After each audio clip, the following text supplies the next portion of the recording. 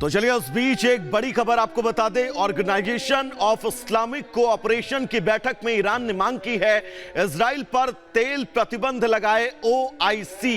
Iran के वित्त मंत्री ने इस बात का जिक्र किया है इजराइल का फुल बॉयकॉट किया जाए। ओआईसी देश इजरायली राजदूतों को बाहर निकाले।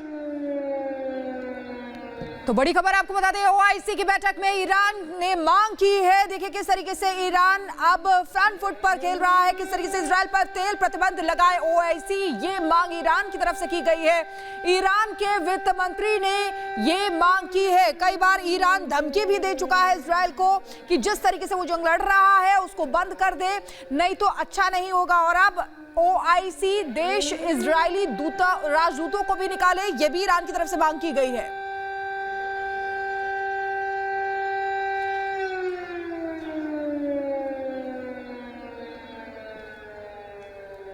और गाजा पट्टी में जिस तरीके से वहां पर हमला हो रहा है, उस वहां पर अस्पताल जो है वहां की तस्वीरें निकलकर सामने आई है। घायल जिनका इलाज किया जा रहा है। इजराइल ने सबूतों के साथ ये चीज साफ की है कि हमास सहानुभूति बटोरने की कोशिश कर रहा है। इन हमलों के बीच जॉर्डन बेबस और बाइडेन के साथ बैठक को रद्द कर दिया गया है।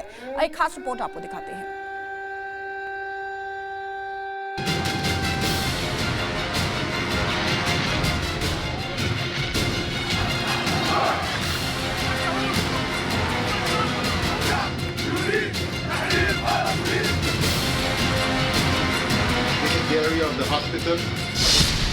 जंग के बीच जॉर्डन के बदले तेवर,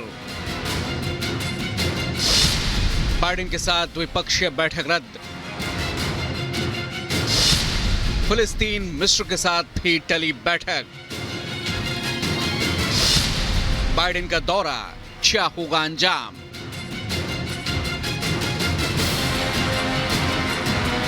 अमेरिकी राष्ट्रपति के इजराइल दौरे पर दुनिया की निगाहें टिकी हैं। जो बाइडेन तेल अवीव में हैं, लेकिन बाइडेन के पहुंचने से पहले ही गाजा पट्टी के अल अहली अरब अस्पताल पर रॉकेट हमले ने जंग में एक नया मोड़ ला दिया है।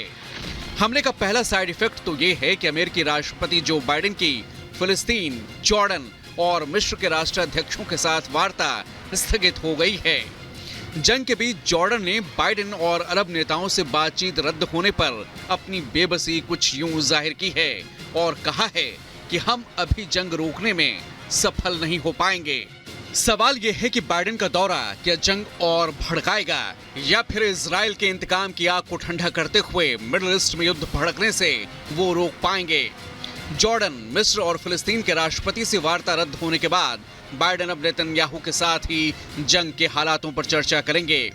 युद्ध की आग को इजराइल और हमास तक ही सीमित रखने के लिए अमेरिका ने न सिर्फ भूमध्य सागर में अपने 2 युद्धपोतों को तैनात किया है, बल्कि जॉर्डन में अमेरिका के 2 दर्जन से ज्यादा F-15 लड़ाकू विमानों का बेड़ा तैनात है। गाजा के अस्पताल पर रॉकेट हमले के बाद हमास और उसके मददगारों ने विक्टिम कार्ड खेलना शुरू कर दिया है।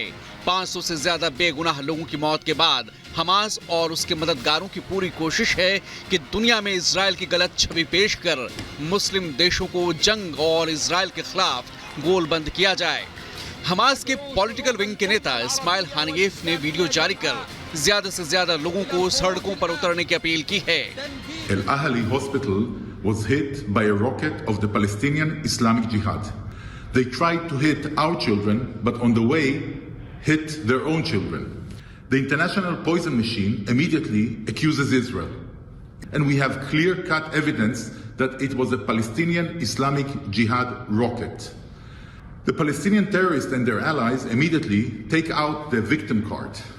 After cowardly murdering, abducting and abusing defenseless Israeli citizens, लेकिन इजराइल ने साफ कर दिया है कि न सिर्फ हमास के खिलाफ एक्शन जारी रहेगा, बल्कि हमास इस हालत में पहुंच जाएगा कि दोबारा इजराइल पर पलटवार नहीं कर पाएगा।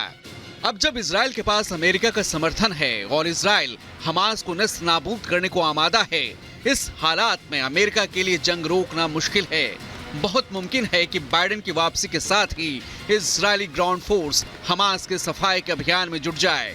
अब जॉर्डन, सऊदी अरब, मिस्र और फिलिस्तीन ने बाइडेन के दौरे से जो दूरी बनाई है, उसके बाद ये देखना दिलचस्प होगा कि जंग आगे क्या मोड़ लेता है।